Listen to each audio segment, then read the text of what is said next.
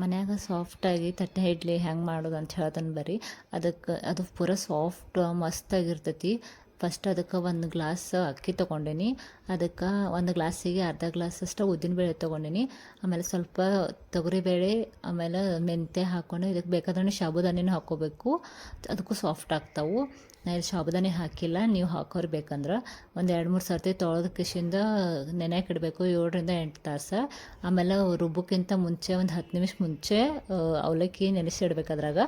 ಆಮೇಲೆ ಅದು ಮಿಕ್ಸ್ ಮಾಡ್ರೆ ಸಾಫ್ಟ್ ಆಗ್ತೈತಿ. ನೋಡಿರಿ ಈ ಥರ ಹಿಟ್ಟು ಆಗಬೇಕು, ಭಾಳ ಗಟ್ಟಿನೂ ಆಗಬಾರ್ದು. ಎಲ್ಲರೂ ಇಡ್ಲಿ ಹಿಟ್ಟು ಗಟ್ಟಿ ಬೇಕಾತಾರ, ಆ ಥರ ಗಟ್ಟಿ ಏನೂ ಬೇಡ, ಹಿಂಗೆ ಉಬ್ಬು ಬರಬೇಕದ. ಆಮೇಲೆ ನಾ ಹಿಂದಿನ ದಿವಸ ಹಾಕ್ಕೊಂಡಿರ್ತೇನೆ, ನೆಕ್ಸ್ಟ್ ಡೇ ಇಡ್ಲಿ ಮಾಡೋಕ್ಕಿರ್ತೀನಿ. ಅಂದ್ರೆ ಪೂರ ಫರ್ಮೆಂಟೇಷನ್ ಆಗಿರ್ತೈತೆ ಅದು. ಈಗ ಒಂದು ತಟ್ಟೆ ಇಡ್ಲಿ ಸಾಚಕ್ಕೆ ಎಣ್ಣೆ ಹಚ್ಕೊಂಡು ಅದಕ್ಕೆ ಹಿಟ್ಟು ಹಾಕ್ಕೊಳಕತ್ತೀನಿ. ಈ ಥರ ಸೆಟ್ ಐತದ. ಆಮೇಲೆ ಕರೆಕ್ಟ್ ಒಂದು 10 ನಿಮಿಷ ಟೈಮ್ ಹಚ್ಚಿ ನೀವು ಇಡ್ಲಿ ಮಾಡ್ಕೋರಿ. ಯಾರು ಇಡ್ಲಿ ಮಾಡೋಕೆ ಬರಲ್ದವ್ರು ಮಾಡ್ಕೋತಾರೆ. ಸಾಫ್ಟ್ ಆಗಿರ್ತೈತಿ. ನೋಡೋಣ ಆಯ್ತು ಸಾಕತ್ತಿನಲ್ಲ, ಸ್ವಲ್ಪ ಪುಡಿ ಮತ್ತು ತುಪ್ಪ ಹಾಕ್ಕೊಂಡು ತಿಂದ್ರೆ ಮಸ್ತ್ ಇರ್ತೈತಿ. ಟ್ರೈ ಮಾಡಿರಿ. ಹಂಗೆ ವಿಡಿಯೋ ಇಷ್ಟ ಆಗೈತೆ ಅಂದ್ರೆ ಲೈಕ್ ಮಾಡಿರಿ, ಶೇರ್ ಮಾಡಿರಿ, ಹಂಗೆ ನಾನು ಫಾಲೋ ಮಾಡೋದನ್ನು ಮರಿಬೇಡ್ರಿ. ಬಾಯ್.